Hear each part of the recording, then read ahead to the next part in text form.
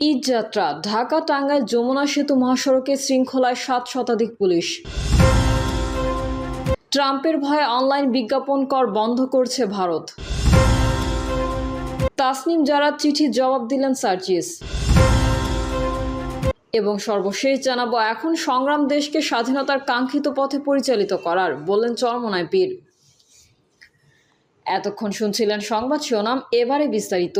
তবে তার আগে অনুরোধ থাকবে আমাদের চ্যানেলটি সাবস্ক্রাইব করে বেল আইকনটি ক্লিক করুন। ঈদযাত্রা ঢাকা টাঙ্গাইল যমুনা সেতু মহাসড়কে শৃঙ্খলায় 7 শতাধিক পুলিশ।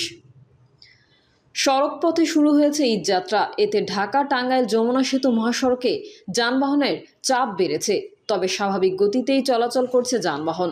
যমুনা সেতু দিয়ে গত 24 ঘন্টায় 24,097টি যানবাহন পারাপার হয়েছে।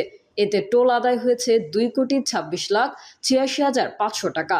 এদিকে ঈদযাত্রায় যানবাহন চলাচলের জন্য খুলে দেওয়া হয়েছে উত্তরবঙ্গগামী লেনের এলেঙ্গা থেকে যমুনা সেতু পর্যন্ত 13 কিলোমিটার। এদিকে ঈদযাত্রায় যানবাহন চলাচলের জন্য খুলে দেওয়া হয়েছে উত্তরবঙ্গগামী লেনের এলেঙ্গা থেকে যমুনা সেতু পর্যন্ত 13 কিলোমিটার।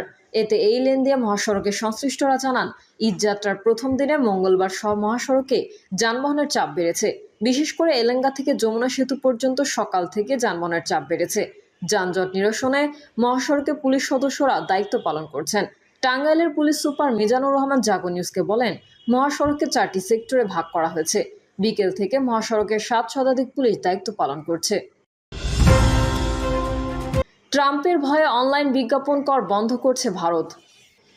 ডোনাল্ড ট্রাম্পের কর যুদ্ধের হুমকির পরে ভারত সহ বহু দেশেই নিজেদের কর নীতি নিয়ে ভাবনা চিন্তা করা শুরু করেছে। ভারতও ব্যতিক্রম নয়।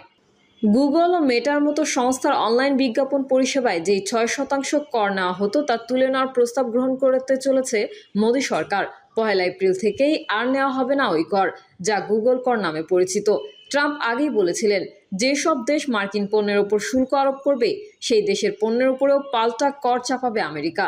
এরপরেই তিনি ঘোষণা করেন, আগামী 2 এপ্রিল থেকে ভারত, চীন সহ বহু দেশের উপরই পারস্পরিক শুল্ক চাপাবে আমেরিকা।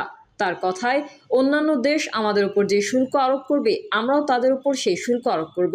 আর এই পরিস্থিতিতে ট্রাম্পকে শান্ত করার লক্ষ্যে ভারতের এই উদ্দেশ্য, আর সেই কারণেই এই কর ছাড় মনে করছে ওয়াকিবহাল মহল।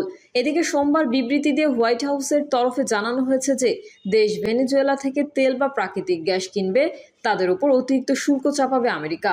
আগামী 2 এপ্রিল থেকে চালু হবে এই নিয়ম। ভেনেজুয়েলার সঙ্গে যারাই বাণিজ্য করবে তারা আমেরিকার সঙ্গে বাণিজ্য করতে এলে অতিরিক্ত 25% শুল্ক দিতে হবে। প্রসঙ্গত, ভেনেজুয়েলার থেকে সবচেয়ে বেশি খনিজ তেল কেনে ভারত ও চীন।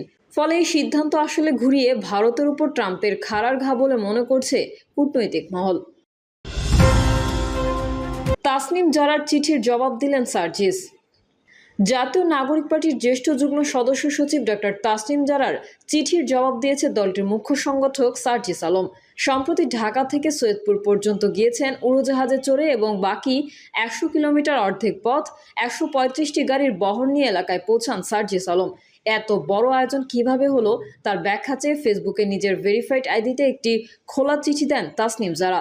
এরপরেই খোলা চিঠির জবাব দেন সার্জিস। পোস্টে সার্জিস আলম লেখেন, প্রিয় তাসনিম জারা আপু, আপনাকে অসংখ্য ধন্যবাদ। আপনার খোলা চিঠির উত্তরের পূর্বে 2টি বিষয়ে বলতে চাই। প্রথমত, আমাদের চিন্তা চেতনা ধ্যান ধারণা থেকে সবার আগেই যে বিষয়টি বাদ দিতে হবে সেটি হচ্ছে, একজন নতুন করে জাতীয় রাজনীতিতে এসেছে মানেই তার পরিবার সহায় সম্বলহীন অসহায় নিঃস্ব না। বিগত বছরগুলোতে আওয়ামী লীগের নেতারা চাঁদাবাজি লুটপাট করে এসব কাজ করেছে বলে একই কাজ করে অন্যরাও সেটা করবে, বিষয়টা তেমন নয়। আমার এই মুহূর্তে কয়েক লক্ষ টাকা খরচ করার সামর্থ্য নেই মানে এই নয় যে আমার পরিবার আত্মীয় স্বজনদের সেই সামর্থ্য নেই।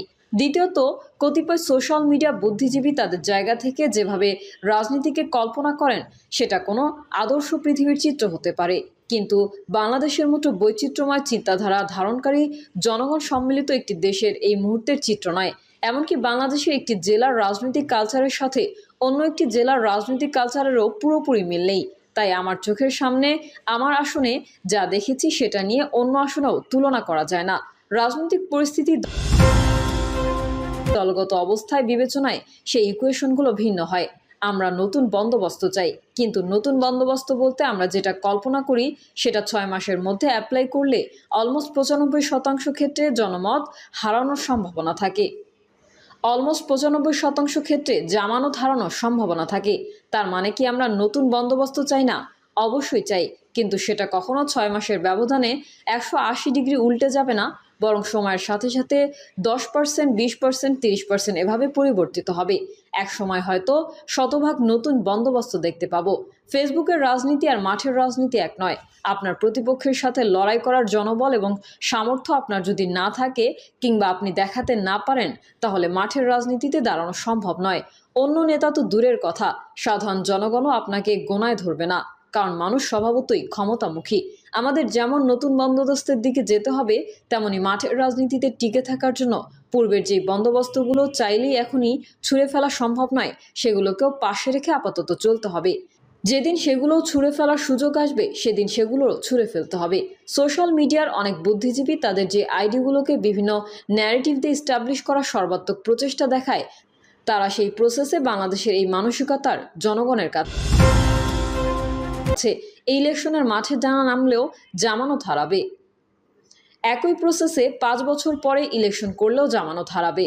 তারা শুধু আপনার পিছেই লাগতে পারে, কিন্তু কোন প্রসেসে আপনি মাঠে ইলেকশন করে জিতে আসতে পারবেন সেগুলো আপনাকে দেখাতে পারে না, কিংবা দেখালেও অনেক ক্ষেত্রে সেগুলোর মাঠের বাস্তবতা নেই।